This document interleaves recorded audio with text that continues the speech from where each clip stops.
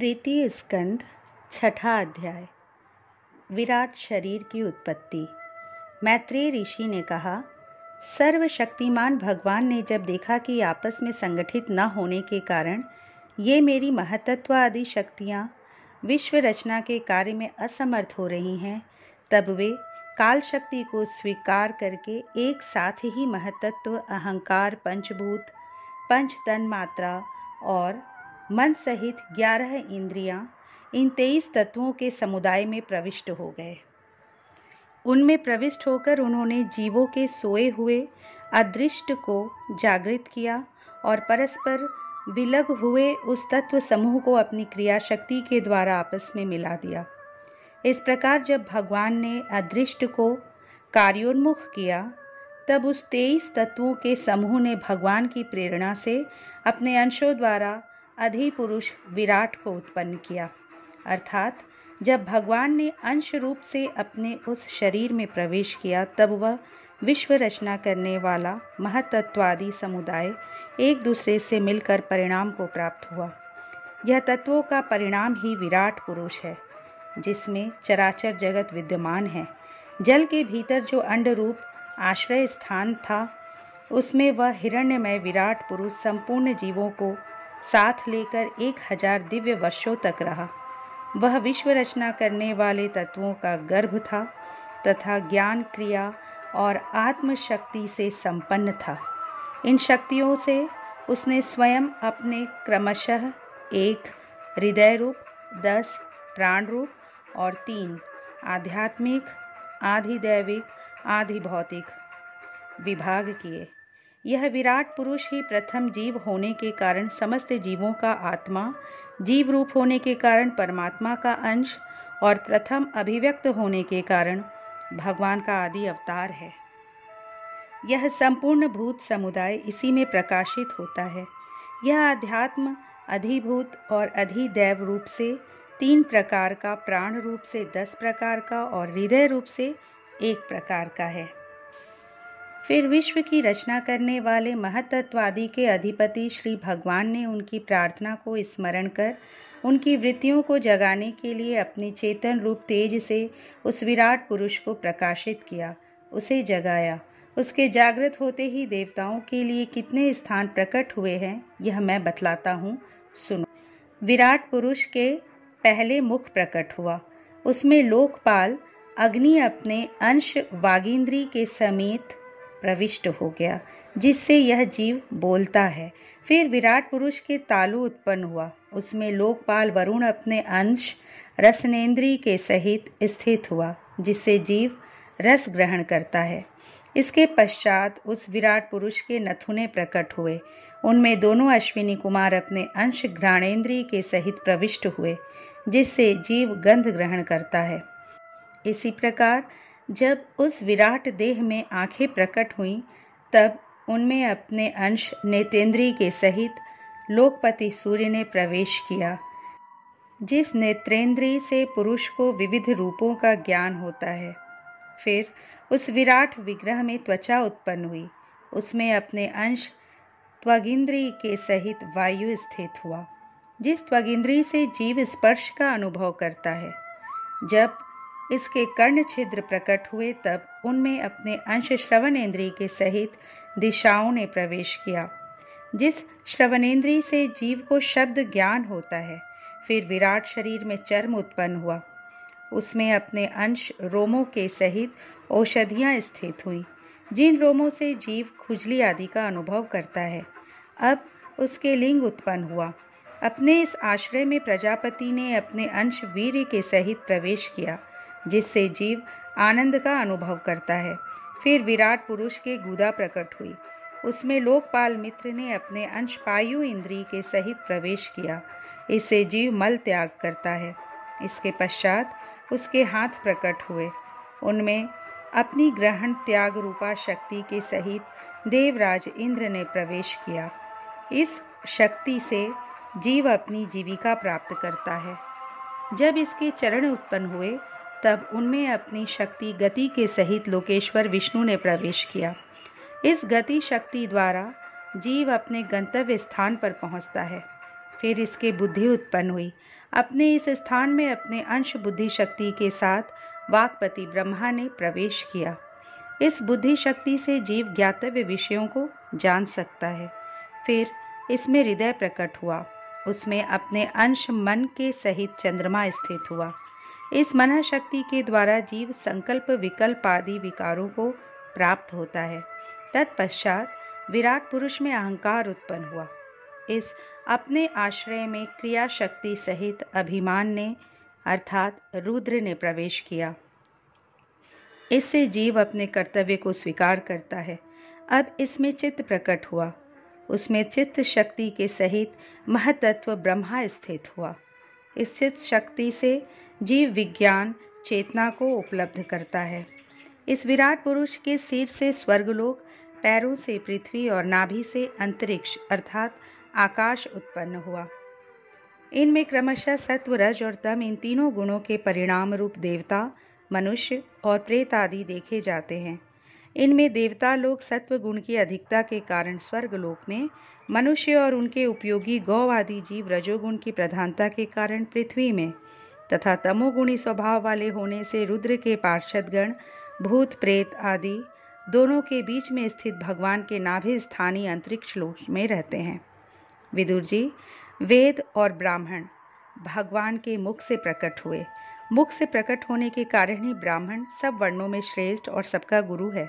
उनकी भुजाओं से क्षत्रिय वृत्ति और उसका अवलंबन करने वाला क्षत्रिय वर्ण उत्पन्न हुआ, जो विराट भगवान का अंश होने के कारण जन्म लेकर सब वर्णों की चोर आदि के उपद्रवों से रक्षा करता है।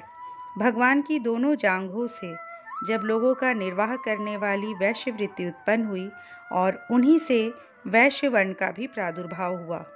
यह वर्ण अपनी वृत्ति से सब जीवों की जीविका चलाता है। फिर सब धर्मों की सिद्धि के लिए भगवान के चरणों से सेवावृत्ति प्रकट हुई और उन्हीं से पहले पहल उस वृत्ति का अधिकारी शूद्र वर्ण भी प्रकट हुआ, जिसकी वृत्ति से श्रीहरि प्रसन्न हो जाते हैं। ये चारों वर्ण अपनी अपनी वृत्तियों के सहित जिनसे उत्पन्न हुए हैं, उन अपने गुरु श्रीहरि का अपने अपने धर्मों से चित्त शुद्धि के लिए श्रद्धा पूर्वक पूजन करते हैं। विदुर जी, यह विराट पुरुष काल, कर्म और स्वभाव शक्ति से युक्त भगवान की योग माया के प्रभाव को प्रकट करने वाला है। इसके स्वरूप का पूरा पूरा वर्णन करने का कौन साहस कर सकता है। तथापि प्यारे विदुर जी, अन्य व्यवहारिक चर्चाओं से अपवित्र हुई अपनी वाणी को पवित्र करने के लिए जैसी मेरी बुद्धि है और जैसा मैंने गुरुमुख से सुना है, वैसा श्रीहरि का सुयश वर्णन करता हूँ। महापुरुषों का मत है कि पुण्य श्लोक शिरोमणि श्री हरि के गुणों का गान करना ही मनुष्यों की वाणी का तथा विद्वानों के मुख से भगवत कथामृत का पान करना ही उनके कानों का सबसे बड़ा लाभ है। वत्स, हम ही नहीं, आदि कवि श्री ब्रह्मा जी ने 1000 दिव्य वर्षों तक अपनी योग परिपक्व बुद्धि से विचार किया, तो भी क्या वे भगवान की अमित महिमा का पार पा सके। अतः भगवान की माया बड़े बड़े मायावियों को भी मोहित कर देने वाली है। उसकी चक्कर में डालने वाली चाल अनंत है। अतएव स्वयं भगवान भी उसकी थाह नहीं लगा सकते, फिर दूसरों की तो बात ही क्या है। जहाँ न पहुंचकर मन के सहित वाणी भी लौट आती है तथा जिनका पार पाने में अहंकार के अभिमानी रुद्र तथा अन्य इंद्रियाधिष्ठाता देवता भी समर्थ नहीं हैं, उन श्री भगवान को हम नमस्कार करते हैं। इस तरह श्रीमद् भागवत महापुराण के तृतीय स्कंद का 6ठा अध्याय संपूर्ण हुआ। 7वां अध्याय विदुर जी के प्रश्न। श्री सुखदेव जी कहते हैं, मैत्रेय जी का यह भाषण सुनकर बुद्धिमान व्यास नंदन विदुर जी ने उन्हें अपनी वाणी से प्रसन्न करते हुए कहा। विदुर जी ने पूछा, ब्रह्मन, भगवान तो शुद्ध बोध स्वरूप निर्विकार और निर्गुण हैं, उनके साथ लीला से भी गुण और क्रिया का संबंध कैसे हो सकता है। बालक में तो कामना और दूसरों के साथ खेलने की इच्छा रहती है, इसी से वह खेलने के लिए प्रयत्न करता है, किंतु भगवान तो स्वतः नित्य तृप्त पूर्ण काम और सर्वदा असंग है, वे क्रीड़ा के लिए भी क्यों संकल्प करेंगे। भगवान ने अपनी गुणमयी माया से जगत की रचना की है, उसी से वे इसका पालन करते हैं और फिर उसी से संहार भी करेंगे। जिनके ज्ञान का देश काल अथवा अवस्था से अपने आप या किसी दूसरे निमित्त से भी कभी लोप नहीं होता, उनका माया के साथ किस प्रकार संयोग हो सकता है। एकमात्र ये भगवान ही समस्त क्षेत्रों में उनके साक्षी रूप से स्थित हैं।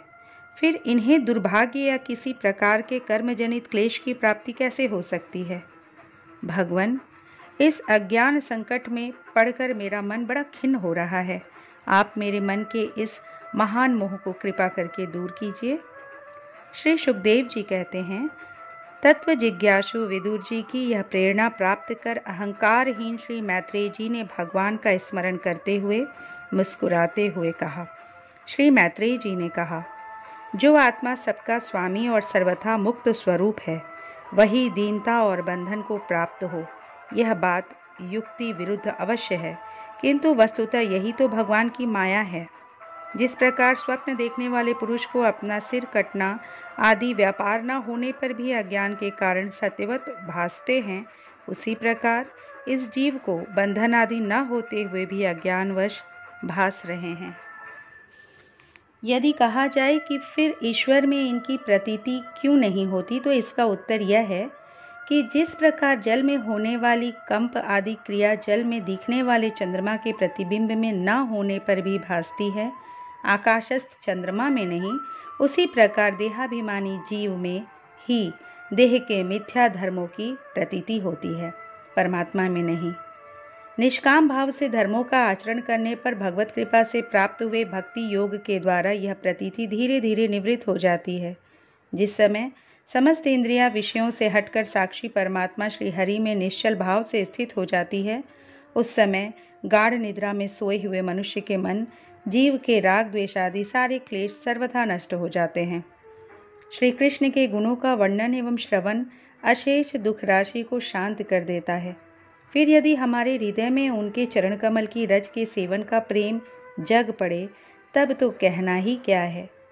विदुर जी ने कहा, भगवान, आपके युक्ति युक्त वचनों की तलवार से मेरे संदेह छिन्न भिन्न हो गए हैं। अब मेरा चित्त भगवान की स्वतंत्रता और जीव की परतंत्रता दोनों ही विषयों में खूब प्रवेश कर रहा है। विद्वान, आपने यह बात बहुत ठीक कही कि जीव को क्लेश आदि की प्रतीति हो रही है। उसका आधार केवल भगवान की माया ही है। वह क्लेश मिथ्या एवं निर्मूल ही है, क्योंकि इस विश्व का मूल कारण ही माया के अतिरिक्त और कुछ नहीं है। इस संसार में दो ही प्रकार के लोग सुखी हैं, या तो जो अत्यंत मूढ़ हैं अर्थात अज्ञानग्रस्त हैं, या जो बुद्धि आदि से अतीत श्री भगवान को प्राप्त कर चुके हैं। बीच की श्रेणी के संशयापन्न लोग तो दुख ही भोगते रहते हैं। भगवान, आपकी कृपा से मुझे यह निश्चय हो गया कि ये अनात्म पदार्थ वस्तुतः हैं नहीं, केवल प्रतीत ही होते हैं। अब मैं आपके चरणों की सेवा के प्रभाव से उस प्रतीति को भी हटा दूंगा। इन श्री चरणों की सेवा से नित्य सिद्ध भगवान श्री मधुसूदन के चरण कमलों में उत्कट प्रेम और आनंद की वृद्धि होती है, जो आवागमन की यंत्रणा का नाश कर देती है। महात्मा लोग भगवत प्राप्ति के साक्षात मार्ग ही होते हैं। उनके यहाँ सर्वदा देव देव श्री हरि के गुणों का गान होता रहता है। अल्प पुण्य पुरुष को उनकी सेवा का अवसर मिलना अत्यंत कठिन है। भगवान, आपने कहा कि सृष्टि के प्रारंभ में भगवान ने क्रमशः महदादि तत्व और उनके विकारों को रचकर फिर उनके अंशों से विराट को उत्पन्न किया और इसके पश्चात वे स्वयं उसमें प्रविष्ट हो गए। उन विराट के हजारों पैर, जांघें और बाहें हैं। उन्हीं को वेद आदि पुरुष कहते हैं। उन्हीं में ये सब लोग विस्तृत रूप से स्थित हैं। उन्हीं में इंद्रिय, विषय और इंद्रियाभिमानी देवताओं के सहित 10 प्रकार के प्राणों का, जो इंद्रिय बल, मनोबल और शारीरिक बल रूप से 3 प्रकार के हैं, आपने वर्णन किया है। और उन्हीं से ब्राह्मण आदि वर्ण भी उत्पन्न हुए हैं। अब आप मुझे उनकी ब्रह्मादि विभूतियों का वर्णन सुनाइए, जिनसे पुत्र, पौत्र, नाती और कुटुंबियों के सहित तरह तरह की प्रजा उत्पन्न हुई और उससे यह सारा ब्रह्मांड भर गया। वह विराट ब्रह्मादि प्रजापतियों का भी प्रभु है। उसने किन किन प्रजापतियों को उत्पन्न किया तथा सर्ग, अनुसर्ग और मनवंतरों के अधिपति मनुओं की भी किस क्रम से रचना की। मैत्रेय जी, उन मनुओं के वंश और वंशधर राजाओं के चरित्रों का, पृथ्वी के ऊपर और नीचे के लोकों तथा भूरलोक के विस्तार और स्थिति का भी वर्णन कीजिए तथा ये भी बताइए कि तिर्यक, मनुष्य, देवता, सरीसृप और पक्षी तथा जरायुज, स्वेदज, अंडज और उद्भिज ये 4 प्रकार के प्राणी किस प्रकार उत्पन्न हुए। श्री हरि ने सृष्टि करते समय जगत की उत्पत्ति, स्थिति और संहार के लिए अपने गुणावतार ब्रह्मा, विष्णु और महादेव रूप से जो कल्याणकारी लीलाएं की, उनका भी वर्णन कीजिए। वेश, आचरण और स्वभाव के अनुसार वर्णाश्रम का विभाग, ऋषियों के जन्म, कर्म आदि, वेदों का विभाग, यज्ञों का विस्तार, योग का मार्ग, ज्ञान मार्ग और उसका साधन, सांख्य मार्ग तथा भगवान के कहे हुए नारद पांचरात्र आदि तंत्र शास्त्र, विभिन्न पाखंड मार्गों के प्रचार से होने वाली विषमता, नीच वर्ण के पुरुष से उच्च वर्ण की स्त्री में होने वाली संतानों के प्रकार तथा भिन्न भिन्न गुण और कर्मों के कारण जीव की जैसी और जितनी गतियां होती है, वे सब हमें सुनाइए। ब्रह्मन, धर्म, अर्थ, काम और मोक्ष की प्राप्ति के परस्पर अविरोधी साधनों का, वाणिज्य, दंड नीति और शास्त्र श्रवण की विधियों का, श्राद्ध की विधि का, पितृगणों की सृष्टि का तथा काल चक्र में ग्रह, नक्षत्र और तारागण की स्थिति का भी अलग अलग वर्णन कीजिए। दान, तप तथा इष्ट और पूर्त कर का क्या फल है। प्रवास और आपत्ति के समय मनुष्य का क्या धर्म होता है। निष्पाप मैत्रेय जी, धर्म के मूल कारण श्री जनार्दन भगवान किस आचरण से संतुष्ट होते हैं और किन पर अनुग्रह करते हैं, यह वर्णन कीजिए। द्विजवर, दीन वत्सल गुरुजन अपने अनुगत शिष्यों और पुत्रों को बिना पूछे भी उनके हित की बात बतला दिया करते हैं।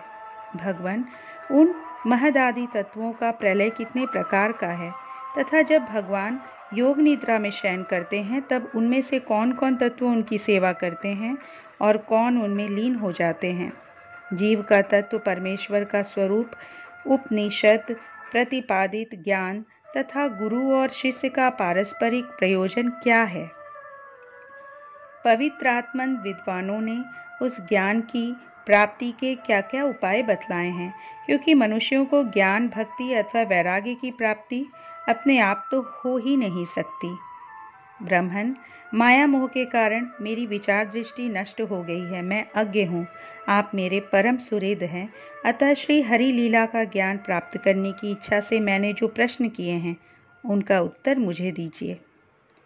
पुण्यमय मैत्रेय जी, भगवत तत्व के उपदेश द्वारा जीव को जन्म मृत्यु से छुड़ाकर उसे अभय कर देने में जो पुण्य होता है, समस्त वेदों के अध्ययन, यज्ञ, तपस्या और दानादि से होने वाला पुण्य उस पुण्य के 16वें अंश के बराबर भी नहीं हो सकता। श्री सुखदेव जी कहते हैं, राजन, जब कुरुश्रेष्ठ विदुर जी ने मुनिवर मैत्रेय जी से इस प्रकार पुराण विषयक प्रश्न किए, तब भगवत चर्चा के लिए प्रेरित किए जाने के कारण वे बड़े प्रसन्न हुए और मुस्कुराकर उनसे कहने लगे। इस तरह श्रीमद् भागवत महापुराण के 3 स्कंद का 7वां अध्याय संपूर्ण हुआ। 8वां अध्याय, ब्रह्मा जी की उत्पत्ति। श्री मैत्रेय जी ने कहा, विदुर जी, आप भगवत भक्तों में प्रधान लोकपाल यमराज ही हैं। आपके पुरुवंश में जन्म लेने के कारण वह वंश साधु पुरुषों के लिए भी सेव्य हो गया है। धन्य है आप। निरंतर पद पद पर श्री हरि की कीर्तिमयी माला को नित्य नूतन बना रहे हैं।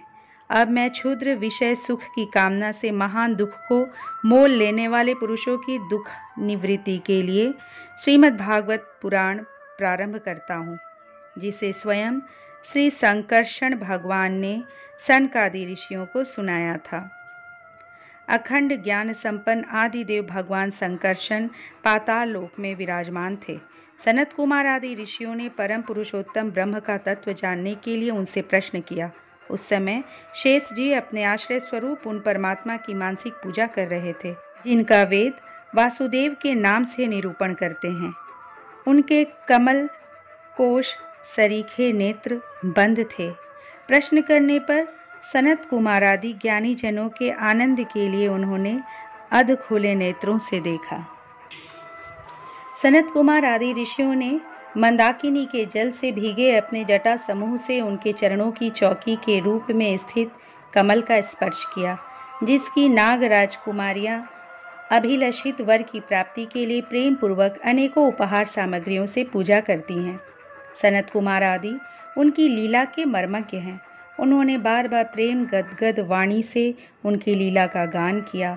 उस समय शेष भगवान के उठे हुए सहस्त्रों फण किरीटों की सहस्त्र सहस्त्र श्रेष्ठ मणियों की छिटकती हुई रश्मियों से जगमगा रहे थे। भगवान संकर्षण ने निवृत्ति परायण सनत कुमार जी को यह भागवत सुनाया था, ऐसा प्रसिद्ध है। सनत कुमार जी ने फिर इसे परम व्रतशील सांख्यायन मुनि को उनके प्रश्न करने पर सुनाया। परमहंसों में प्रधान श्री सांख्यायन जी को जब भगवान की विभूतियों का वर्णन करने की इच्छा हुई, तब उन्होंने इसे अपने अनुगत शिष्य हमारे गुरु श्री पराशर जी को और बृहस्पति जी को सुनाया। इसके पश्चात परम दयालु पराशर जी ने पुलत से मुनि के कहने से वह आदि पुराण मुझसे कहा। वत्स, श्रद्धालु और सदा अनुगत देखकर अब वही पुराण मैं तुम्हें सुनाता हूँ। सृष्टि के पूर्व यह संपूर्ण विश्व जल में डूबा हुआ था। उस समय एकमात्र श्री नारायण देव शेष शैया पर पौढ़े हुए थे। वे अपनी ज्ञान शक्ति को अक्षुण्ण रखते हुए ही योग निद्रा का आश्रय ले अपने नेत्र मूंदे हुए थे। सृष्टि कर्म से अवकाश लेकर आत्मानंद में मग्न थे। उनमें किसी भी क्रिया का उन्मेष नहीं था। जिस प्रकार अग्नि अपनी दाहिका आदि शक्तियों को छिपाए हुए काष्ठ में व्याप्त रहता है, उसी प्रकार श्री भगवान ने संपूर्ण प्राणियों के सूक्ष्म शरीरों को अपने शरीर में लीन करके अपने आधारभूत उस जल में शयन किया। उन्हें सृष्टि काल आने पर पुनः जगाने के लिए केवल काल शक्ति को जागृत रखा। इस प्रकार अपनी स्वरूप भूता चित शक्ति के साथ एक सहस्त्र चतुर्युग पर्यंत जल में शयन करने के अनंतर जब उन्हीं के द्वारा नियुक्त उनकी काल शक्ति ने उन्हें जीवों के कर्मों की प्रवृत्ति के लिए प्रेरित किया, तब उन्होंने अपने शरीर में लीन हुए अनंत लोक देखे। जिस समय भगवान की दृष्टि अपने में निहित लिंग शरीर आदि सूक्ष्म तत्व पर पड़ी, तब वह कालाश्रित रजोगुण से क्षुभित होकर सृष्टि रचना के निमित्त उनके नाभि देश से बाहर निकला। कर्म शक्ति को जागृत करने वाले काल के द्वारा विष्णु भगवान की नाभि से प्रकट हुआ वह सूक्ष्म तत्व कमल कोश के रूप में सहसा ऊपर उठा और उसने सूर्य के समान अपने तेज से उस अपार जल राशि को देदीप्यमान कर दिया। संपूर्ण गुणों को प्रकाशित करने वाले उस सर्वलोकमय कमल में विष्णु भगवान ही अंतर्यामी रूप से प्रविष्ट हो गए। तब उसमें से बिना पढ़ाए ही स्वयं संपूर्ण वेदों को जानने वाले साक्षात वेद मूर्ति श्री ब्रह्मा जी प्रकट हुए, जिन्हें लोग स्वयंभू कहते हैं। उस कमल की कर्णिका में बैठे हुए ब्रह्मा जी को जब कोई लोक दिखाई नहीं दिया, तब वे आंखें फाड़कर आकाश में चारों ओर गर्दन घुमाकर देखने लगे। इससे उनके चारों दिशाओं में चार मुख हो गए। उस समय प्रलयकालीन पवन के थपेड़ों से उछलती हुई जल की तरंगमालाओं के कारण उस जल राशि से ऊपर उठे हुए कमल पर विराजमान आदि देव ब्रह्मा जी को अपना तथा उस लोक तत्व रूप कमल का कुछ भी रहस्य न जान पड़ा। वे सोचने लगे, इस कमल की कर्णिका पर बैठा हुआ मैं कौन हूँ? यह कमल भी बिना किसी अन्य आधार के जल में कहाँ से उत्पन्न हो गया? इसके नीचे अवश्य कोई ऐसी वस्तु होनी चाहिए जिसके आधार पर यह स्थित है। ऐसा सोचकर वे उस कमल की नाल के सूक्ष्म छिद्रों में होकर उस जल में घुसे, किंतु उस नाल के आधार को खोजते खोजते नाभि देश के समीप पहुंच जाने पर भी वे उसे पा न सके। विदुर जी उस अपार अंधकार में अपने उत्पत्ति स्थान को खोजते खोजते ब्रह्मा जी को बहुत काल बीत गया। यह काल ही भगवान का चक्र है जो प्राणियों को भयभीत करता रहता है। अंत में विफल मनोरथ हो वे वहां से लौट आए और पुनः अपने आधारभूत कमल पर बैठकर धीरे धीरे प्राणवायु को जीतकर चित्त को निसंकल्प किया और समाधि में स्थित हो गए। इस प्रकार पुरुष की पूर्ण आयु के बराबर काल तक अर्थात दिव्य 100 वर्ष तक अच्छी तरह योगाभ्यास करने पर ब्रह्मा जी को ज्ञान प्राप्त हुआ। तब उन्होंने अपने उस अधिष्ठान को, जिसे वे पहले खोजने पर भी नहीं देख पाए थे, अपने ही अंतःकरण में प्रकाशित होते देखा उन्होंने देखा कि उस प्रलयकालीन जल में शेष जी ने कमल नाल सदृश गौर और विशाल विग्रह की शैया पर पुरुषोत्तम भगवान अकेले ही लेटे हुए हैं। शेष जी के 10,000 फण छत्र के समान फैले हुए हैं। उनके मस्तकों पर किरीट शोभायमान हैं। उनमें जो मणियाँ जड़ी हुई हैं, उनकी कांति से चारों ओर का अंधकार दूर हो गया है। वे अपने श्याम शरीर की आभा से मरकत मणि के पर्वत की शोभा को लज्जित कर रहे हैं।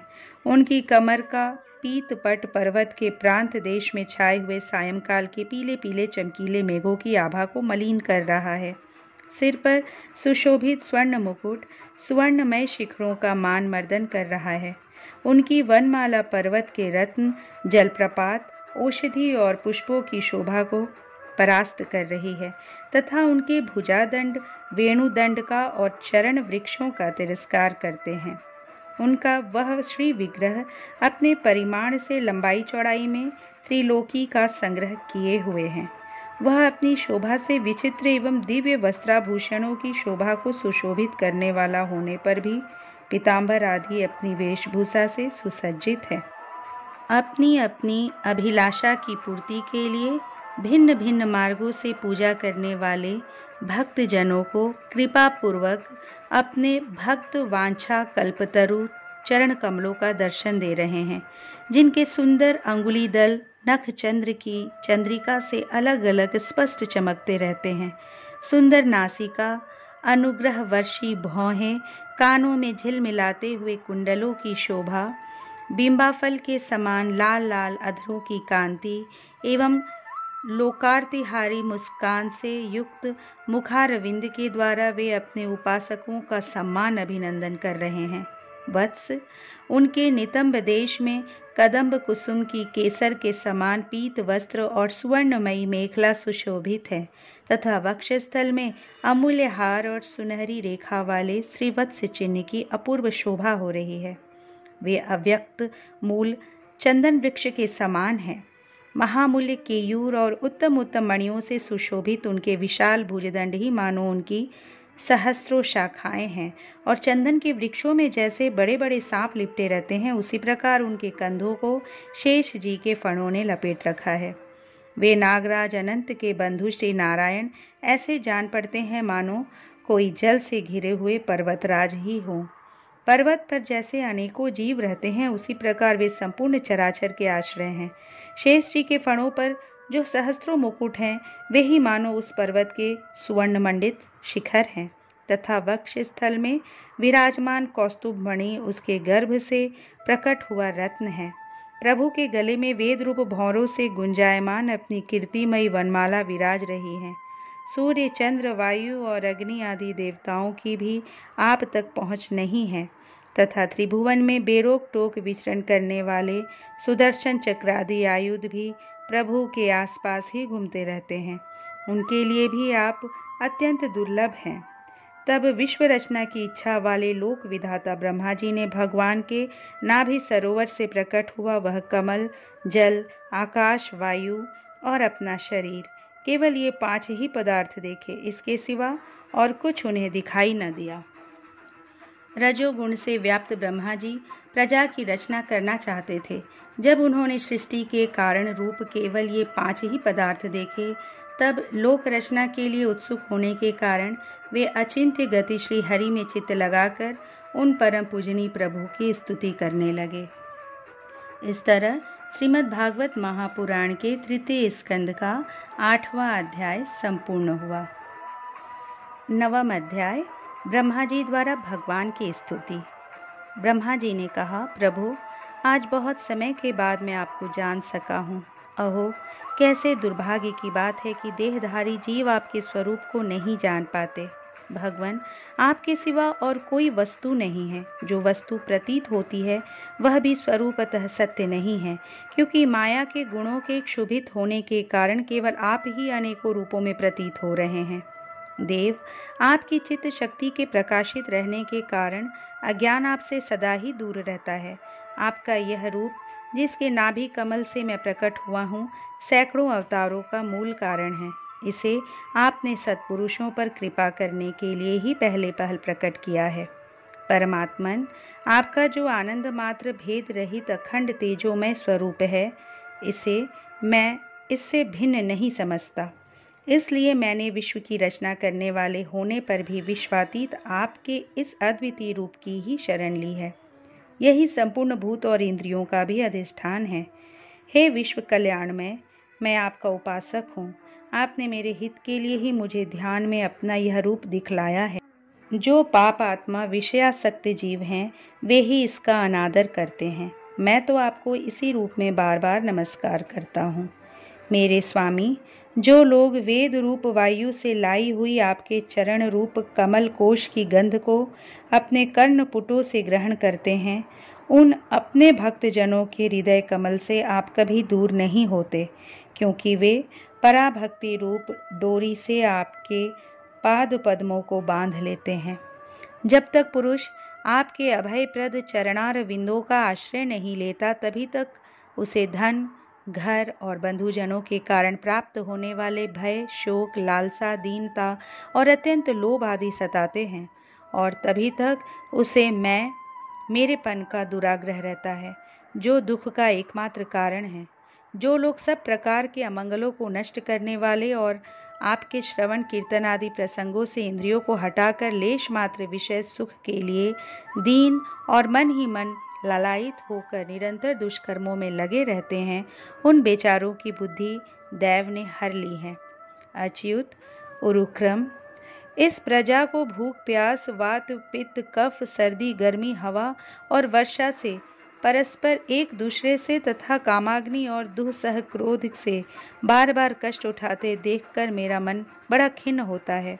स्वामिन, जब तक मनुष्य इंद्रिय और विषय रूपी माया के प्रभाव से आपसे अपने को भिन्न देखता है, तब तक उसके लिए इस संसार चक्र की निवृत्ति नहीं होती। यद्यपि यह मिथ्या है, तथापि कर्मफल भोग का क्षेत्र होने के कारण उसे नाना प्रकार के दुखों में डालता रहता है। देव, औरों की तो बात ही क्या, जो साक्षात मुनि हैं, वे भी यदि आपके कथा प्रसंग से विमुख रहते हैं तो उन्हें संसार में फंसना पड़ता है। वे दिन में अनेक प्रकार के व्यापारों के कारण विक्षिप्त चित्त रहते हैं, रात्रि में निद्रा में अचेत पड़े रहते हैं। उस समय भी तरह तरह के मनोरथों के कारण क्षण क्षण में उनकी नींद टूटती रहती है तथा दैववश उनकी अर्थ सिद्धि के सब उद्योग भी विफल होते रहते हैं। नाथ, आपका मार्ग केवल गुण श्रवण से ही जाना जाता है। आप निश्चय ही मनुष्यों के भक्ति योग के द्वारा परिशुद्ध हुए हृदय कमल में निवास करते हैं। पुण्य श्लोक प्रभु, आपके भक्तजन जिस जिस भावना से आपका चिंतन करते हैं, उन साधु पुरुषों पर अनुग्रह करने के लिए आप वही वही रूप धारण कर लेते हैं। भगवान, आप एक हैं तथा संपूर्ण प्राणियों के अंतःकरणों में स्थित उनके परम हितकारी अंतरात्मा हैं। इसलिए यदि देवता लोग भी हृदय में तरह तरह की कामनाएं रखकर भांति भांति की विपुल सामग्रियों से आपका पूजन करते हैं, तो उससे आप उतने प्रसन्न नहीं होते जितने सब प्राणियों पर दया करने से होते हैं। किंतु वह सर्वभूत दया असत पुरुषों को अत्यंत दुर्लभ है। जो कर्म आपको अर्पण कर दिया जाता है उसका कभी नाश नहीं होता, वह अक्षय हो जाता है। अतः नाना प्रकार के कर्म, यज्ञ, दान, कठिन तपस्या और व्रत आदि के द्वारा आपकी प्रसन्नता प्राप्त करना ही मनुष्य का सबसे बड़ा कर्म फल है, क्योंकि आपकी प्रसन्नता होने पर ऐसा कौन फल है जो सुलभ नहीं हो जाता। आप सर्वदा अपने स्वरूप के प्रकाश से ही प्राणियों के भेद भ्रम रूप अंधकार का नाश करते रहते हैं तथा ज्ञान के अधिष्ठान साक्षात परम पुरुष हैं।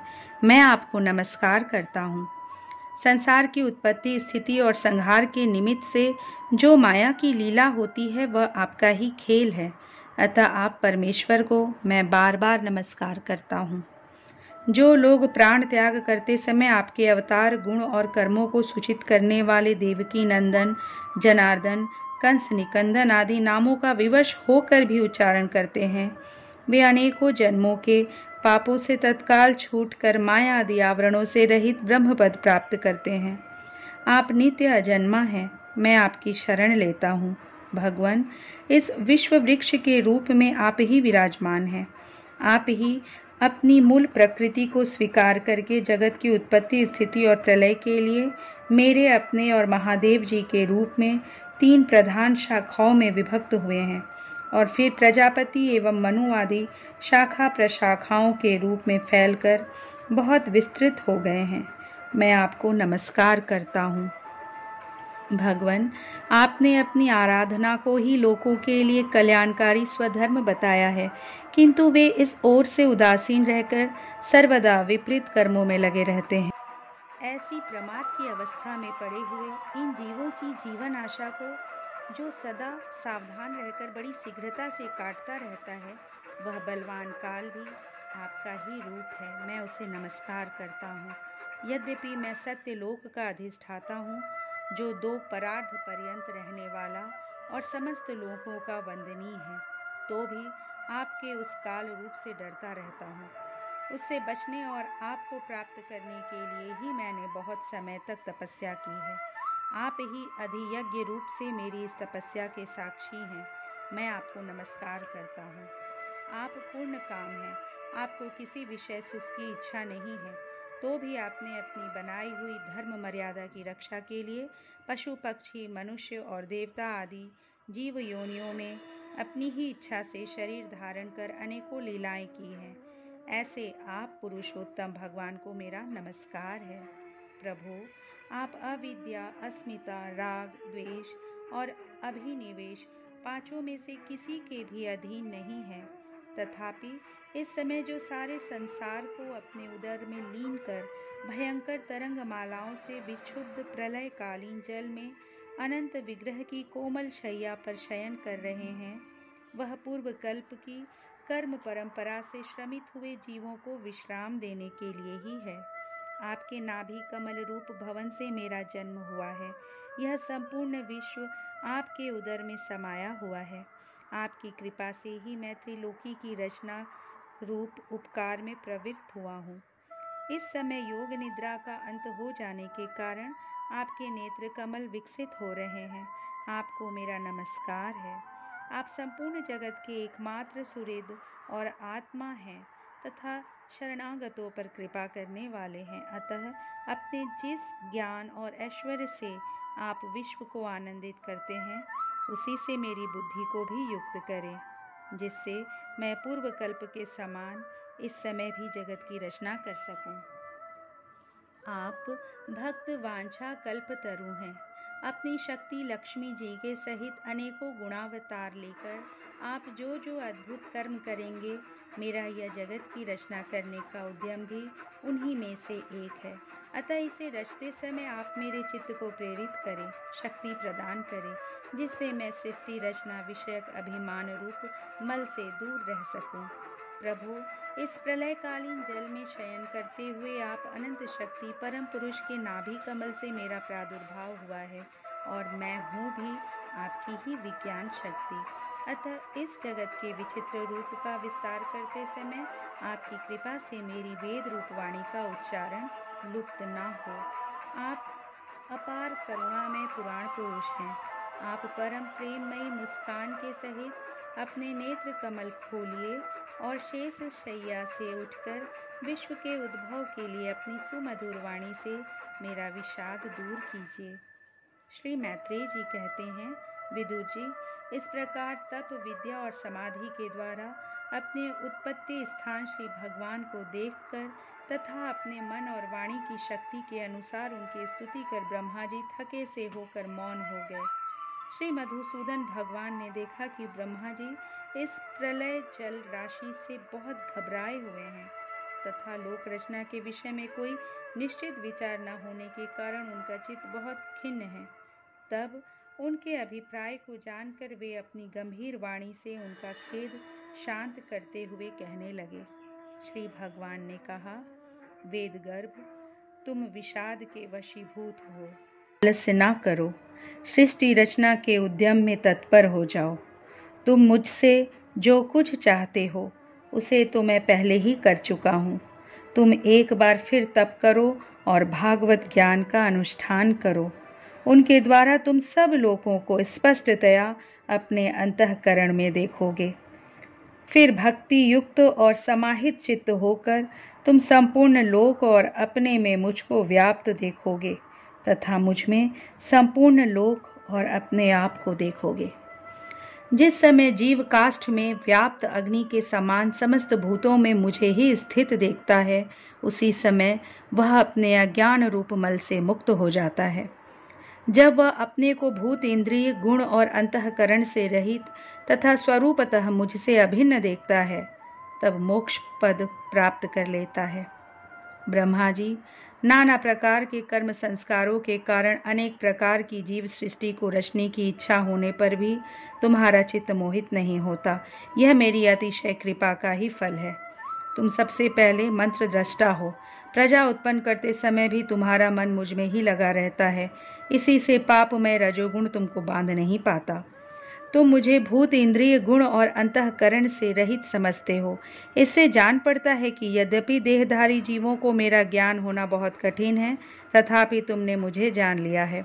मेरा आश्रय कोई है या नहीं, इस संदेह से तुम कमल नाल के द्वारा जल में उसका मूल खोज रहे थे, सो मैंने तुम्हें अपना यह स्वरूप अंतःकरण में ही दिखलाया है।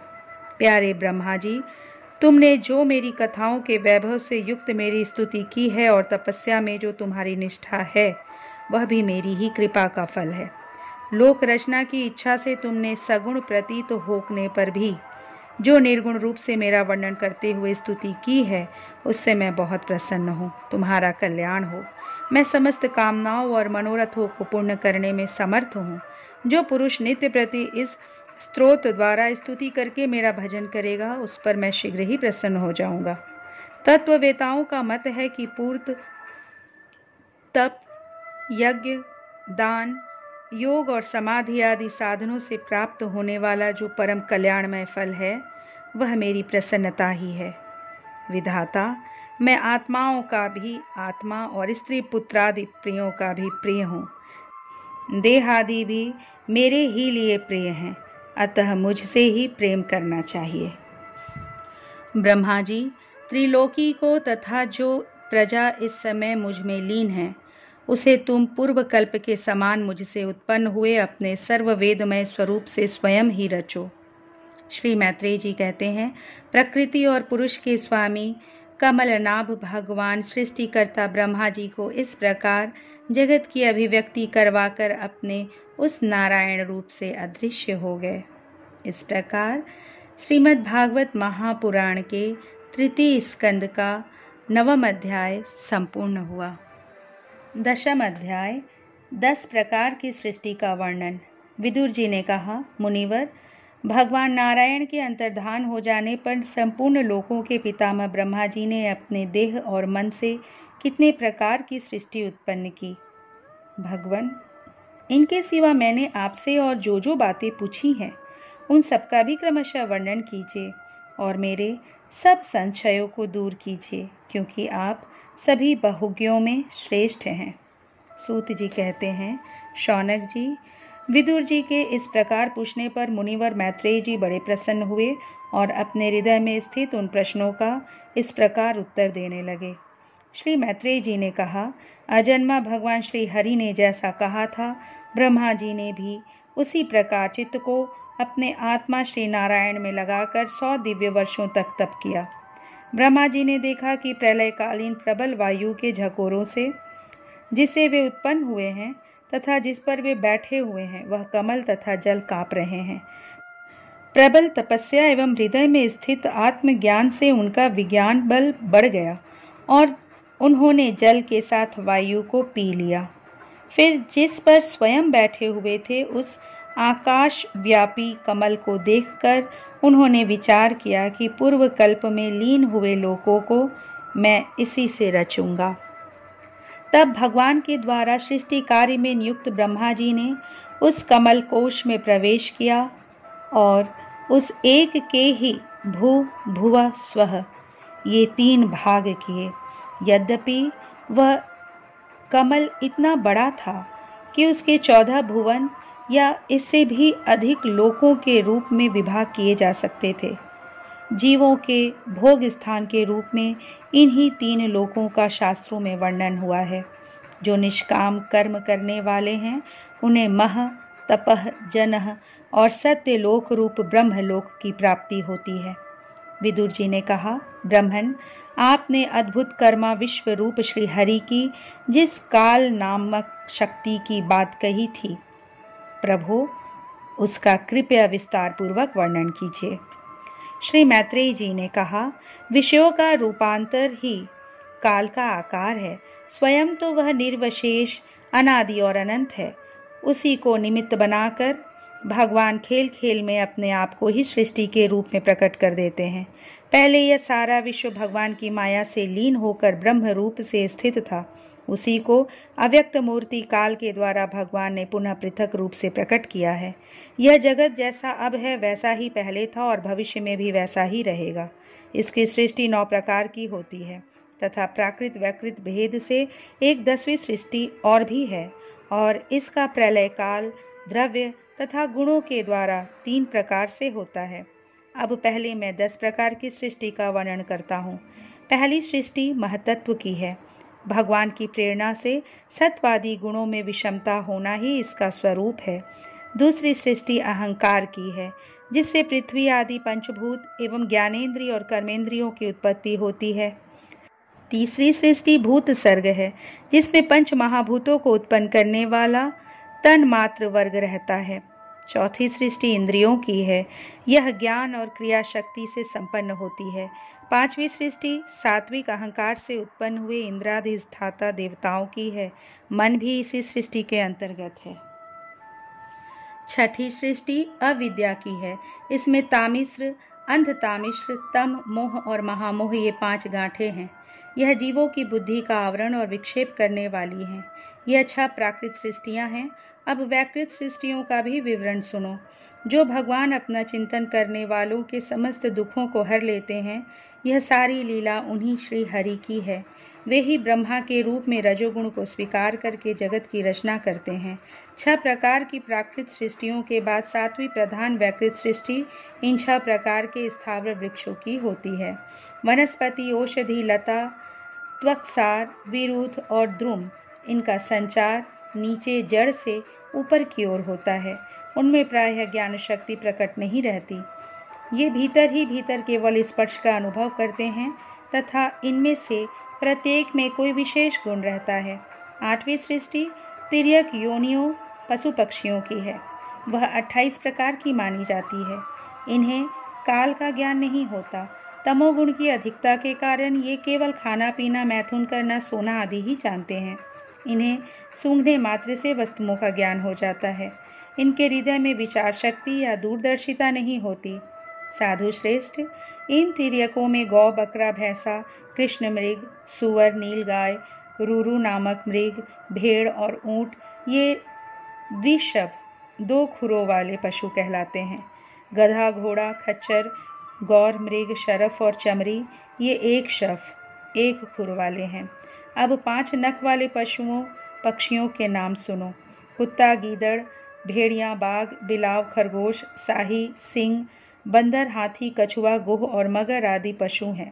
कंक अर्थात बगुला, गिद्ध, बटेर, बाज, भास, भल्लुक, मोर, हंस, सारस, चकवा, कौवा और उल्लू आदि उड़ने वाले जीव पक्षी कहलाते हैं। विदुर जी, 9वीं सृष्टि मनुष्यों की है। यह एक ही प्रकार की है। इसके आहार का प्रवाह ऊपर अर्थात मुंह से नीचे की ओर होता है।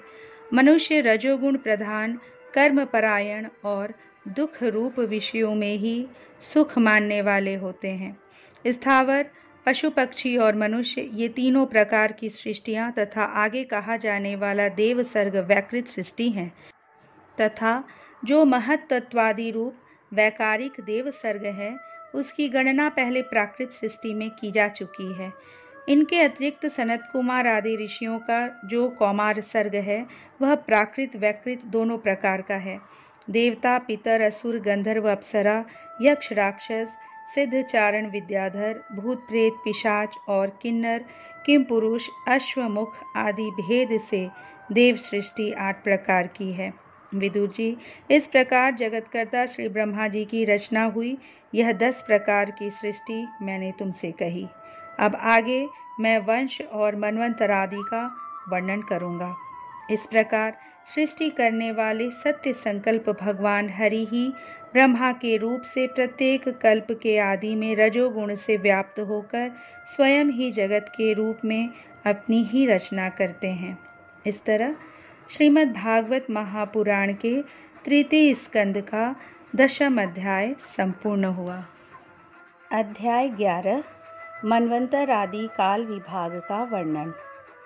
श्री मैत्रेय जी कहते हैं, विदुर जी, पृथ्वी आदि कार्य वर्ग का जो सूक्ष्मतम अंश है, जिसका और विभाग नहीं हो सकता तथा जो कार्य रूप को प्राप्त नहीं हुआ है और जिसका अन्य परमाणुओं के साथ संयोग भी नहीं हुआ है, उसे परमाणु कहते हैं। इन अनेक परमाणुओं के परस्पर मिलने से ही मनुष्यों को भ्रमवश उनके समुदाय रूप एक अवयवी की प्रतीति होती है। यह परमाणु, जिसका सूक्ष्मतम अंश है, अपने सामान्य स्वरूप में स्थित उस पृथ्वी आदि कार्यों की एकता का नाम परम महान है। इस समय उसमें न तो प्रलय आदि अवस्था भेद की स्फूर्ति होती है, न नवीन प्राचीन आदि काल भेद का भान होता है और न घट पट आदि वस्तु भेद की ही कल्पना होती है। साधु श्रेष्ठ, इस प्रकार यह वस्तु के सूक्ष्मतम और महत्तम स्वरूप का विचार हुआ। इसी के सादृश्य से परमाणु आदि अवस्थाओं में व्याप्त होकर व्यक्त पदार्थों को भोगने वाले सृष्टि आदि में समर्थ अव्यक्त स्वरूप भगवान काल की भी सूक्ष्मता और स्थूलता का अनुमान किया जा सकता है। जो काल प्रपंच की परमाणु जैसी सूक्ष्म अवस्था में व्याप्त रहता है, वह अत्यंत सूक्ष्म है और जो सृष्टि से लेकर प्रलय पर्यंत उसकी सभी अवस्थाओं का भोग करता है, वह परम महान है। 2 परमाणु मिलकर एक अणु होता है और 3 अणुओं के मिलने से एक त्रस रेणु होता है, जो झरोखे में से होकर आई हुई सूर्य की किरणों के प्रकाश में आकाश में उड़ता देखा जाता है। ऐसे 3 त्रस रेणुओं को पार करने में सूर्य को जितना समय लगता है, उसे त्रुटि कहते हैं। इससे 100 गुना काल वेद कहलाता है और 3 वेद का एक लव होता है। 3 लव को एक निमेष और 3 निमेष को एक क्षण कहते हैं। 5 क्षण की एक काष्ठा होती है और 15 काष्ठा का एक लघु। 15 लघु की एक नाडिका कही जाती है। 2 नाडिका का एक मुहूर्त होता है और दिन के घटने बढ़ने के अनुसार, अर्थात दिन एवं रात्रि की दोनों संधियों के 2 मुहूर्तों को छोड़कर 6 या 7 नाडिका का एक प्रहर होता है। यह याम कहलाता है, जो मनुष्य के दिन या रात का चौथा भाग होता है। 6 पल तांबे का एक ऐसा बर्तन बनाया जाए जिसमें एक प्रस्थ जल आ सके और 4 माशे सोने की 4 अंगुल लंबी सलाई बनवाकर उसके द्वारा उस बर्तन के पेंदे में छेद करके उसे जल में छोड़ दिया जाए। जितने समय में एक प्रस्थ जल उस बर्तन में भर जाए, वह बर्तन जल में डूब जाए, उतने समय को एक नाडिका कहते हैं।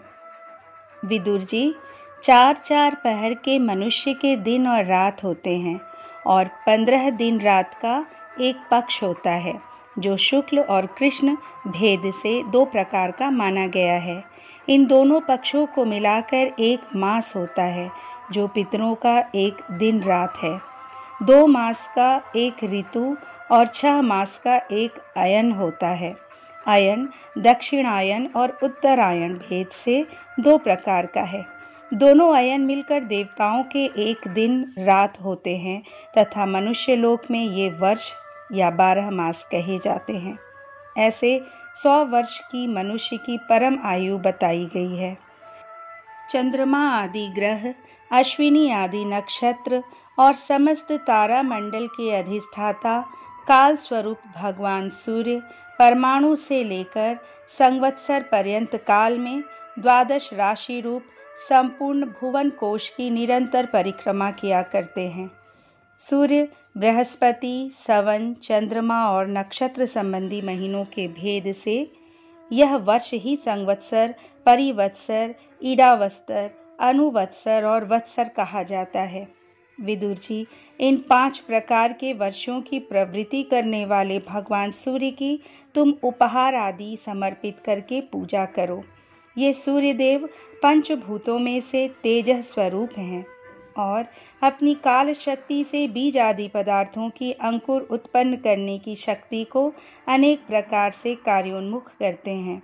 ये पुरुषों की मोहनी वृत्ति के लिए उनकी आयु का क्षय करते हुए आकाश में विचरते रहते हैं तथा ये ही सकाम पुरुषों को यज्ञ आदि कर्मों से प्राप्त होने वाले स्वर्ग आदि मंगलमय फलों का विस्तार करते हैं। विदुर जी ने कहा, मुनिवर, आपने देवता, पितर और मनुष्यों की परम आयु का वर्णन तो किया। अब जो सनकादि ज्ञानी मुनिजन त्रिलोकी से बाहर कल्प से भी अधिक काल तक रहने वाले हैं, उनकी भी आयु का वर्णन कीजिए। आप भगवान काल की गति भली भांति जानते हैं, क्योंकि ज्ञानी लोग अपनी योग सिद्ध दिव्य दृष्टि से सारे संसार को देख लेते हैं। मैत्रेय जी ने कहा, विदुर जी, सत्य युग, त्रेता, द्वापर और कली, ये 4 युग अपनी संध्या और संध्यांशों के सहित देवताओं के 12 सहस्र वर्ष तक रहते हैं, ऐसा बतलाया गया है। इन सत्यादि चारों युगों में क्रमशः 4, 3, 2 और 1 सहस्र दिव्य वर्ष होते हैं और प्रत्येक में जितने सहस्र वर्ष होते हैं उससे दुगने 100 वर्ष उनकी संध्या और संध्यांशों में होते हैं। युग की आदि में संध्या होती है और अंत में संध्यांश। इनकी वर्ष गणना सैकड़ों की संख्या में बतलाई गई है। इनके बीच का जो काल होता है उसी को काल वेत्ताओं ने युग कहा है। प्रत्येक युग में एक एक विशेष धर्म का विधान पाया जाता है। सत्य युग के मनुष्यों में धर्म अपने चारों चरणों से रहता है। फिर अन्य युगों में अधर्म की वृद्धि होने से उसका एक एक चरण क्षीण होता जाता है। प्यारे विदुर जी, त्रिलोकी से बाहर महरलोक से ब्रह्मलोक पर्यंत यहाँ की 1 सहस्र चतुर्युगी का एक दिन होता है और इतनी ही बड़ी रात्रि होती है जिसमें जगतकर्ता ब्रह्मा जी शयन करते हैं। उस रात्रि का अंत होने पर इस लोक का कल्प आरंभ होता है। उसका क्रम जब तक ब्रह्मा जी का दिन रहता है तब तक चलता रहता है।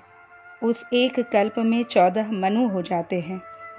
प्रत्येक मनु 71 चतुर्युगी से कुछ अधिक काल तक अपना अधिकार भोगता है। प्रत्येक मनवंतर में भिन्न भिन्न मनुवंशी राजलोक, सप्तर्षि, देवगण, इंद्र और उनके अनुयायी गंधर्वादी साथ साथ ही अपना अधिकार भोगते हैं। यह ब्रह्मा जी की प्रतिदिन की सृष्टि है जिसमें तीनों लोकों की रचना होती है। उसमें अपने अपने कर्मानुसार पशु, पक्षी, मनुष्य, पितर और देवताओं की उत्पत्ति होती है। इन मनवंतरों में भगवान सत्व गुण का आश्रय ले अपनी मनुवादी मूर्तियों के द्वारा पौरुष प्रकट करते हुए इस विश्व का पालन करते हैं।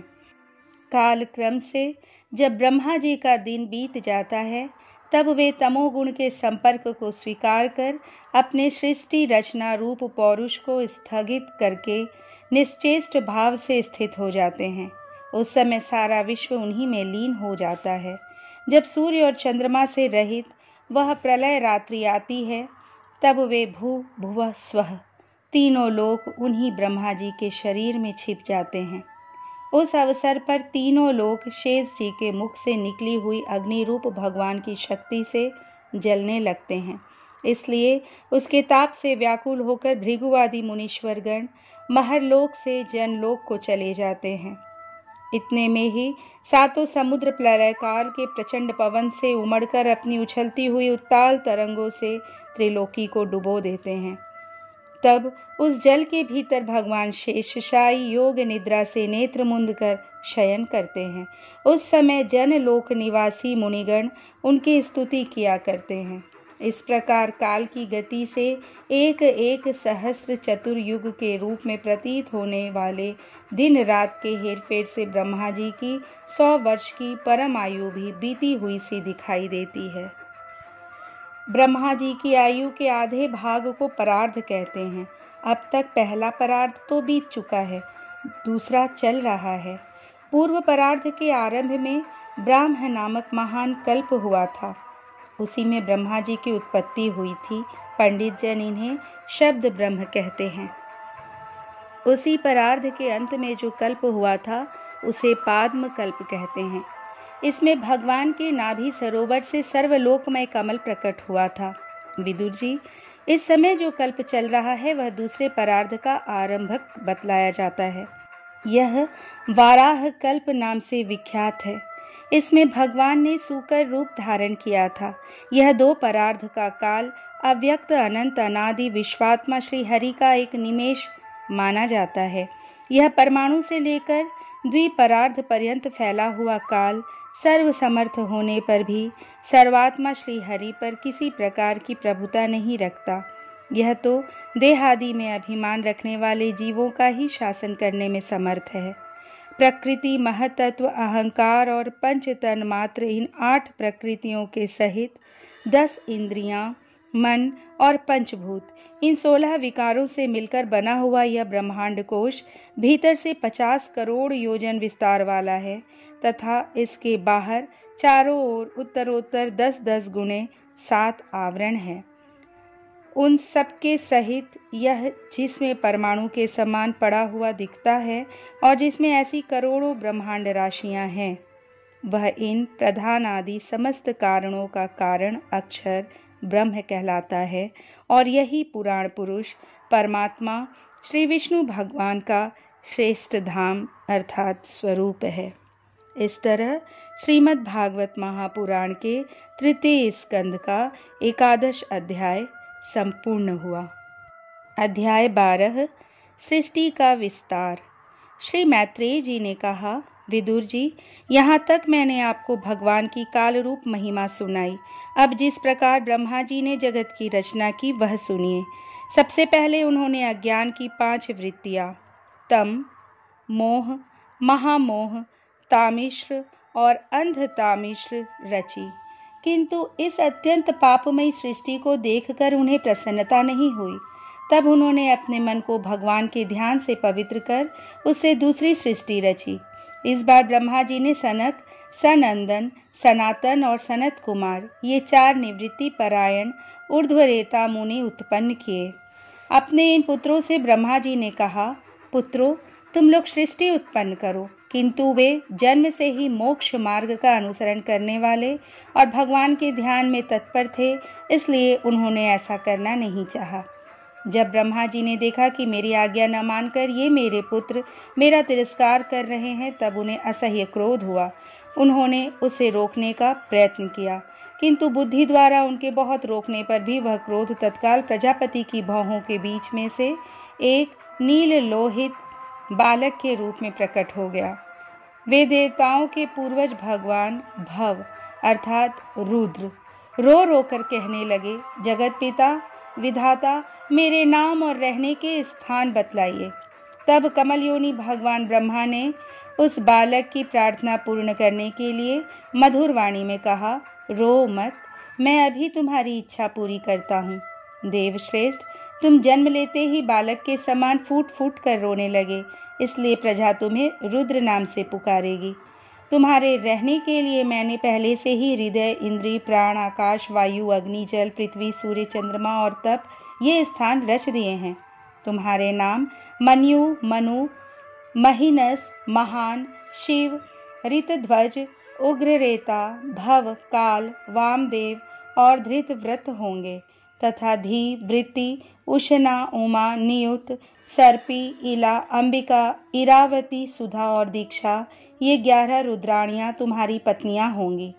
तुम उपर्युक्त नाम, स्थान और स्त्रियों को स्वीकार करो और इनके द्वारा बहुत सी प्रजा उत्पन्न करो, क्योंकि तुम प्रजापति हो। लोकपिता ब्रह्मा जी से ऐसी आज्ञा पाकर भगवान नील लोहित बल, आकार और स्वभाव में अपने ही जैसी प्रजा उत्पन्न करने लगे।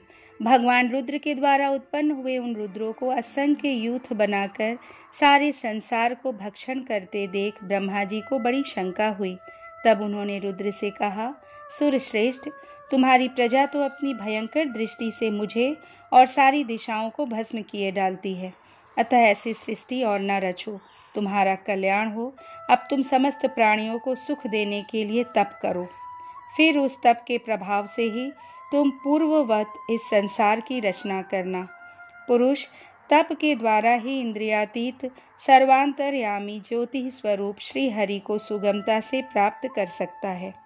श्री मैत्रेय जी कहते हैं, जब ब्रह्मा जी ने ऐसी आज्ञा दी तब रुद्र ने बहुत अच्छा कहकर उसे शिरोधार्य किया और फिर उनकी अनुमति लेकर तथा उनकी परिक्रमा करके वे तपस्या करने के लिए वन को चले गए।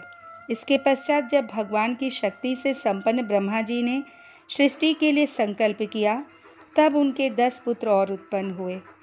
उनसे लोक की बहुत वृद्धि हुई। उनके नाम मरीचि, अत्रि, अंगिरा, पुलत्स्य, पुलह, क्रतु, भृगु, वशिष्ठ, दक्ष और 10वें नारद थे। इनमें नारद जी प्रजापति ब्रह्मा जी की गोद से, दक्ष अंगूठे से, वशिष्ठ प्राण से, भृगु त्वचा से, क्रतु हाथ से, पुलह नाभि से, पुलत्स्य ऋषि कानों से, अंगिरा मुख से, अत्रि नेत्रों से और मरीचि मन से उत्पन्न हुए। फिर उनके दाएं स्तन से धर्म उत्पन्न हुआ, जिसकी पत्नी मूर्ति से स्वयं नारायण अवतीर्ण हुए, तथा उनकी पीठ से अधर्म का जन्म हुआ और उससे संसार को भयभीत करने वाला मृत्यु उत्पन्न हुआ। इसी प्रकार ब्रह्मा जी के हृदय से काम, भौहों से क्रोध, नीचे के होठ से लोभ, मुख से वाणी की अधिष्ठात्री देवी सरस्वती, लिंग से समुद्र, गुदा से पाप का निवास स्थान निवृत्ति, छाया से देवहूति के पति भगवान कर्दम जी उत्पन्न हुए। इस तरह ये सारा जगत जगतकर्ता ब्रह्मा जी के शरीर और मन से उत्पन्न हुआ। विदुर जी, भगवान ब्रह्मा की कन्या सरस्वती बड़ी ही सुकुमारी और मनोहर थी। हमने सुना है एक बार उसे देखकर ब्रह्मा जी काम मोहित हो गए थे। यद्यपि वह स्वयं वासनाहीन थी, उन्हें ऐसा अधर्ममय संकल्प करते देख उनके पुत्र मरीचि आदि ऋषियों ने उन्हें विश्वास पूर्वक समझाया, पिताजी आप समर्थ हैं, फिर भी अपने मन में उत्पन्न हुए काम के वेग को न रोककर पुत्री गमन जैसा दुस्तर पाप करने का संकल्प कर रहे हैं। ऐसा तो आपसे पूर्ववर्ती किसी भी ब्रह्मा ने नहीं किया और न आगे ही कोई करेगा। जगत गुरु, आप जैसे तेजस्वी पुरुषों को भी ऐसा काम शोभा नहीं देता, क्योंकि आप लोगों के आचरणों का अनुसरण करने से ही तो संसार का कल्याण होता है। जिन श्री भगवान ने अपने स्वरूप में स्थित इस जगत को अपने ही तेज से प्रकट किया है, उन्हें नमस्कार है। इस समय वे ही धर्म की रक्षा कर सकते हैं। अपने पुत्र मरीचि और प्रजापतियों को अपने सामने इस प्रकार कहते देख प्रजापतियों के पति ब्रह्मा जी बड़े लज्जित हुए और उन्होंने उस शरीर को उसी समय छोड़ दिया। तब उस घोर शरीर को दिशाओं ने ले लिया। वही कुहरा हुआ, जिसे अंधकार भी कहते हैं। एक बार ब्रह्मा जी यह सोच रहे थे कि मैं पहले की तरह सुव्यवस्थित रूप से सब लोगों की रचना किस प्रकार करूं। इसी समय उनके 4 मुखों से 4 वेद प्रकट हुए। इनके सिवा उपवेद, न्याय शास्त्र, होता, उद्गाता, अधर्वयु और ब्रह्मा, इन 4 ऋत्विजों के कर्म यज्ञों का विस्तार, धर्म के 4 चरण और चारों आश्रम तथा उनकी वृत्तियां, ये सब भी ब्रह्मा जी के मुखों से ही उत्पन्न हुए। विदुर जी ने पूछा, तपोधन, विश्व रचयिताओं के स्वामी श्री ब्रह्मा जी ने जब अपने मुखों से इन वेद आदि को रचा तो उन्होंने अपने किस मुख से कौन वस्तु उत्पन्न की, यह आप कृपा करके मुझे बतलाइए। श्री मैत्रेय जी ने कहा, विदुर जी, ब्रह्मा ने अपने पूर्व, दक्षिण, पश्चिम और उत्तर के मुख से क्रमशः ऋग, यजु, साम और अथर्व वेदों को रचा तथा इसी क्रम से शस्त्र अर्थात होता का कर्म, ईज्या अध्वर्यु का कर्म, स्तुति स्तोम उद्गाता का कर्म और प्रायश्चित ब्रह्मा का कर्म, इन चारों की रचना की। इसी प्रकार आयुर्वेद, धनुर्वेद, गांधर्व वेद और स्थापत्य वेद, इन 4 उपवेदों को भी क्रमशः उन पूर्वादि मुखों से ही उत्पन्न किया। फिर सर्वदर्शी भगवान ब्रह्मा ने अपने चारों मुखों से इतिहास पुराण रूप 5वां वेद बनाया। इसी क्रम से षोडशी और उक्त चयन और अग्निष्टोम, आप्तोर्याम और अतिरात्र तथा वाजपेय और गोसव, ये दो दो याग भी उनके पूर्वादि मुखों से ही उत्पन्न हुए। विद्या, दान, तप और सत्य, ये धर्म के 4 पाद और वृत्तियों के सहित 4 आश्रम भी इसी क्रम से प्रकट हुए।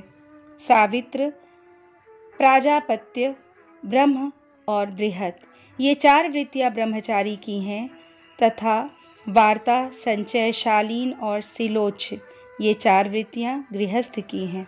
इसी प्रकार वृत्ति भेद से वैखानस, वालखिल्य, औदुंबर और फेनप, ये 4 भेद वानप्रस्थों के तथा कुटीचक, बहुदक, हंस और निष्क्रिय, ये 4 भेद सन्यासियों के हैं। इसी क्रम से आन्वीक्षिकी, त्रयी, वार्ता और दंडनीति, ये 4 विद्याएं तथा 4 व्यारितियां भी ब्रह्मा जी के 4 मुखों से उत्पन्न हुई तथा उनके हृदयाकाश से ओंकार प्रकट हुआ।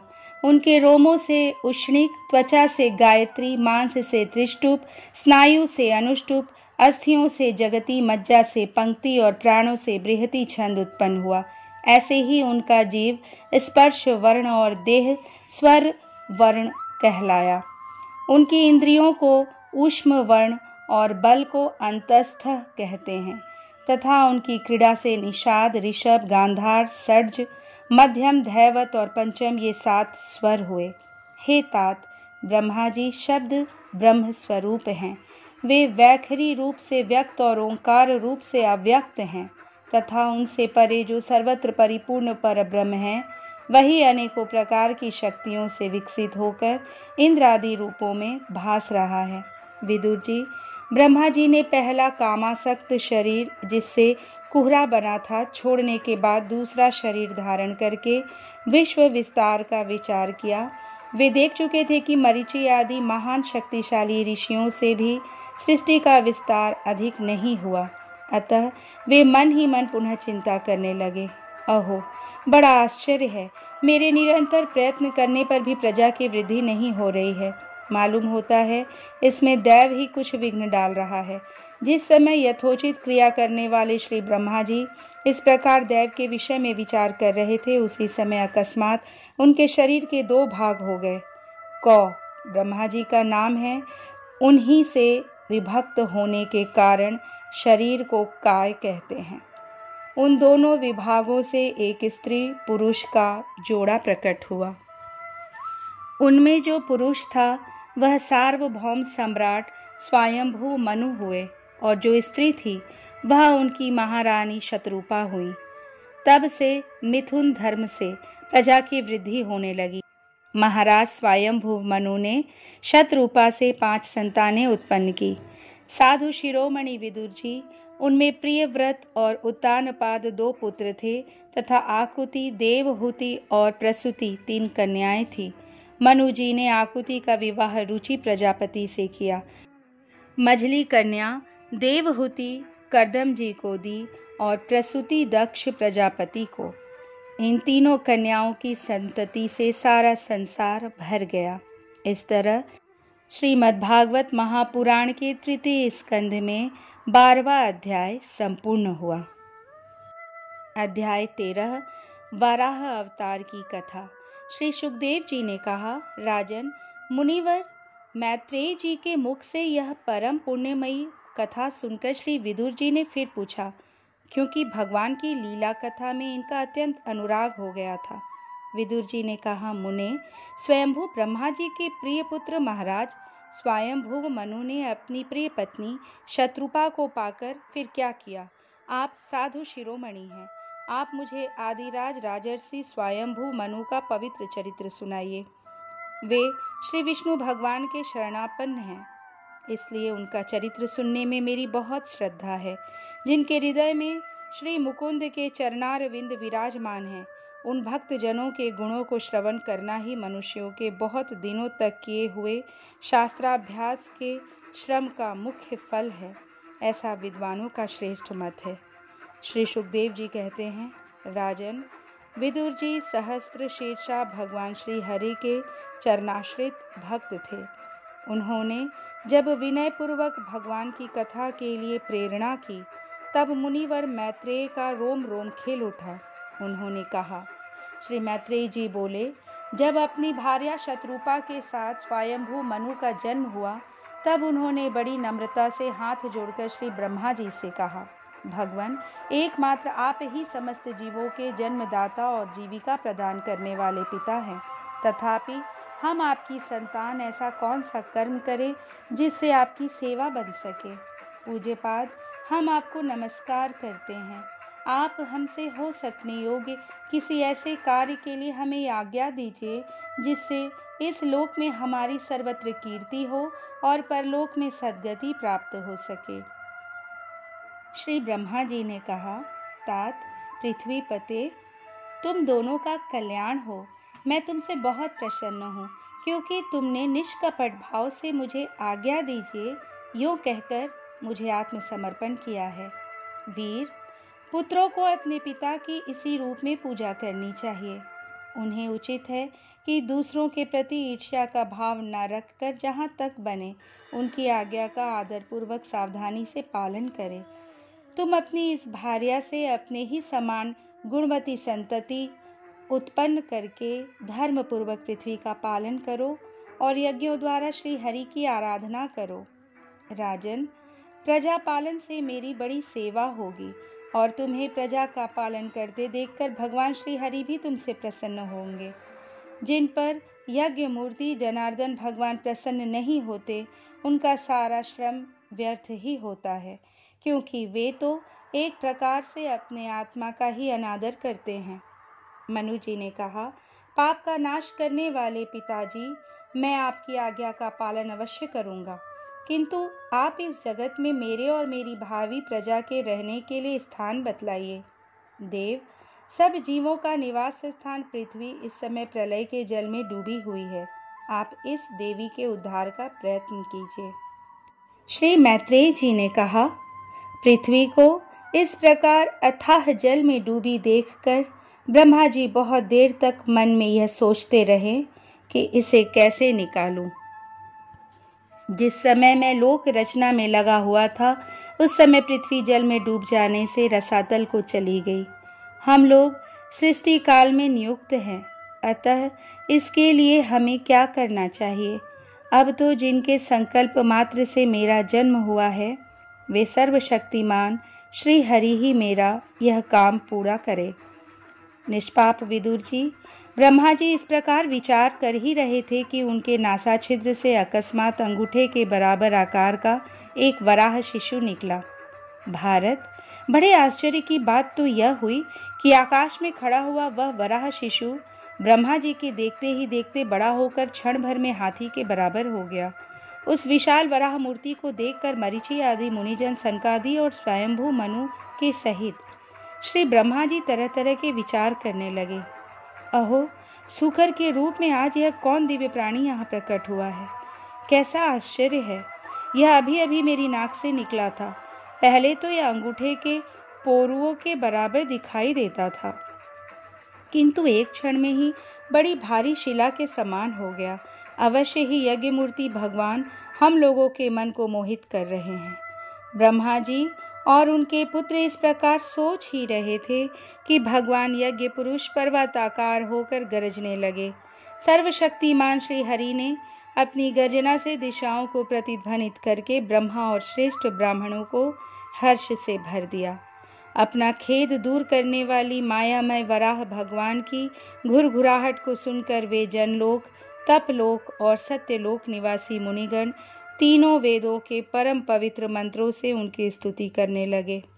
भगवान के स्वरूप का वेदों में विस्तार से वर्णन किया गया है, अतः उन मुनीश्वरों ने जो स्तुति की उसे वेद रूप मानकर भगवान बड़े प्रसन्न हुए और एक बार फिर गरज कर देवताओं के हित के लिए गजराज की सी लीला करते हुए जल में घुस गए। पहले वे सूकर रूप भगवान पूंछ उठाकर बड़े वेग से आकाश में उछले और अपनी गर्दन के बालों को फटकार कर खुरों के आघात से बादलों को छितराने लगे। उनका शरीर बड़ा कठोर था त्वचा पर कड़े कड़े बाल थे, दाढ़ें सफ़ेद थी और नेत्रों से तेज निकल रहा था। उस समय उनकी बड़ी शोभा हो रही थी। भगवान स्वयं यज्ञ पुरुष है, तथापि सूकर रूप धारण करने के कारण अपनी नाक से सूंघ सूंघ कर पृथ्वी का पता लगा रहे थे। उनकी दाढ़ें बड़ी कठोर थी। इस प्रकार यद्यपि वे बड़े क्रूर जान पड़ते थे, तथापि अपनी स्तुति करने वाले मरीचि आदि मुनियों की ओर बड़ी सौम्य दृष्टि से निहारते हुए उन्होंने जल में प्रवेश किया। जिस समय उनका वज्रमय पर्वत के समान कठोर कलेवर जल में गिरा, तब उसके वेग से मानो समुद्र का पेट फट गया और उसमें बादलों की गड़गड़ाहट के समान बड़ा भीषण शब्द हुआ। उस समय ऐसा जान पड़ता था मानो अपनी उत्ताल तरंग रूप भुजाओं को उठाकर वह बड़े आर्त स्वर से हे यज्ञेश्वर मेरी रक्षा करो, इस प्रकार पुकार रहा है। तब भगवान यज्ञमूर्ति अपने बाण के समान पैने खुरों से जल को चीरते हुए उस अपार जलराशि के उस पार पहुँचे जहाँ रसातल में उन्होंने समस्त जीवों की आश्रय भूता पृथ्वी को देखा, जिसे कल्पांत में शयन करने के लिए उद्यत श्री हरि ने स्वयं अपने ही उदर में लीन कर लिया था। फिर वे जल में डूबी हुई पृथ्वी को अपनी दाढ़ों पर लेकर रसातल से ऊपर आए। उस समय उनकी बड़ी शोभा हो रही थी। जल से बाहर आते समय उनके मार्ग में विघ्न डालने के लिए महापराक्रमी हिरण्याक्ष ने जल के भीतर ही उन पर गदा से आक्रमण किया। इससे उनका क्रोध चक्र के समान तीक्ष्ण हो गया और उन्होंने उसे लीला से ही इस प्रकार मार डाला जैसे सिंह हाथी को मार डालता है। उस समय उसके रक्त से थूथनी तथा कनपटी सन जाने के कारण वे ऐसे जान पड़ते थे मानो कोई गजराज लाल मिट्टी के टीले में टक्कर मार कर आया हो। तात जैसे गजराज अपने दांतों पर कमल पुष्प धारण कर ले, उसी प्रकार अपने सफ़ेद दांतों की नोक पर पृथ्वी को धारण कर जल से बाहर निकले हुए तमाल के समान नील वर्ण वराह भगवान को देखकर ब्रह्मा मरीचि आदि को निश्चय हो गया कि ये भगवान ही हैं। तब वे हाथ जोड़कर वेद वाक्यों से उनकी स्तुति करने लगे। ऋषियों ने कहा, भगवान अजित आपकी जय हो, जय हो। यज्ञपते आप अपने वेद त्रयी रूप विग्रह को फटकार रहे हैं, आपको नमस्कार है।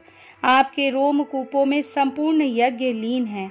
आपने पृथ्वी का उद्धार करने के लिए ही यह सूकर रूप धारण किया है, आपको नमस्कार है।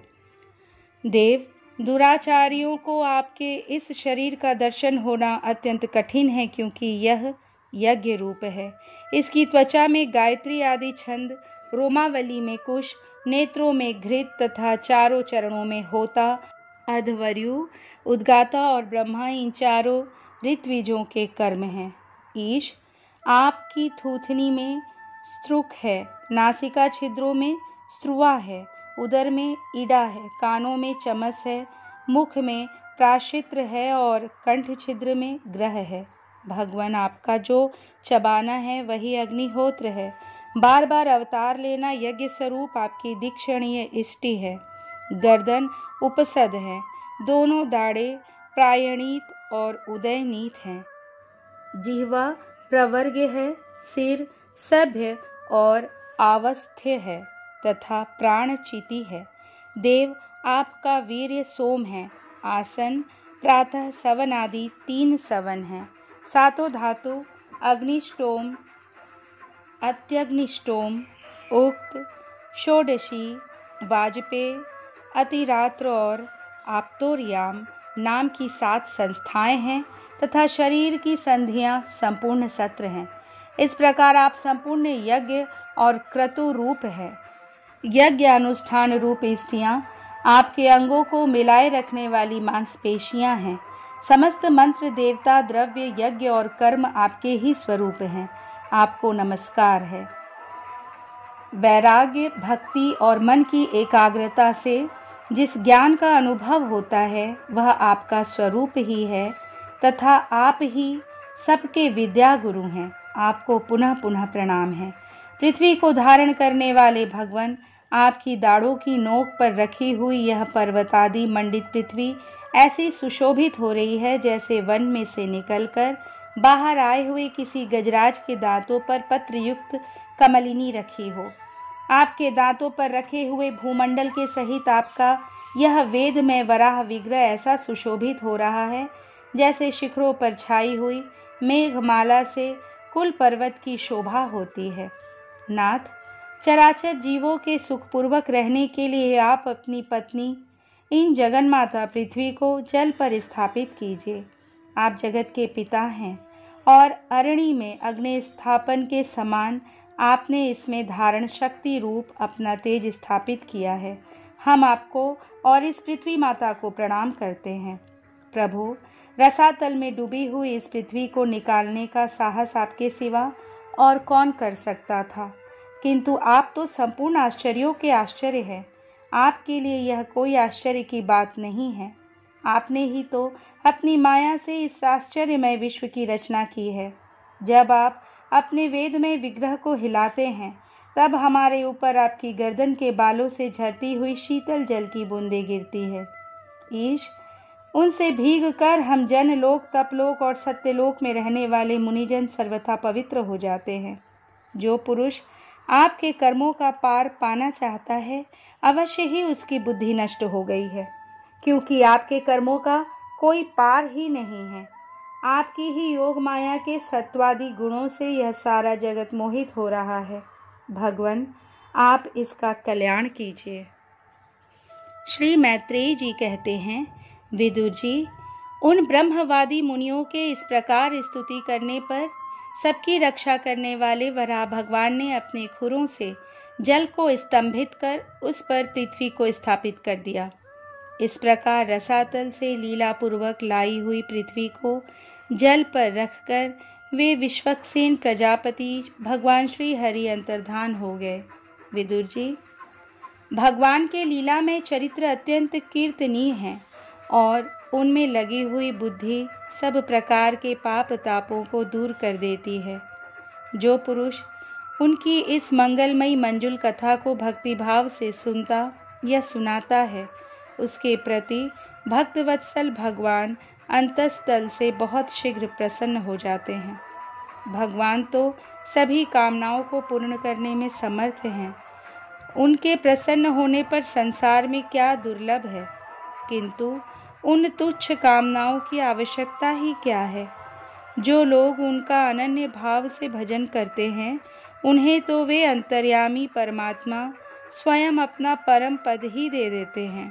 अरे, संसार में पशुओं को छोड़कर अपने पुरुषार्थ का सार जानने वाला ऐसा कौन पुरुष होगा जो आवागमन से छुड़ा देने वाली भगवान की प्राचीन कथाओं में से किसी भी अमृतमयी कथा का अपने कर्णपुटों से एक बार पान करके फिर उनकी ओर से मन हटा लेगा। इस तरह श्रीमद् भागवत महापुराण के तृतीय स्कंद का 13वां अध्याय संपूर्ण हुआ।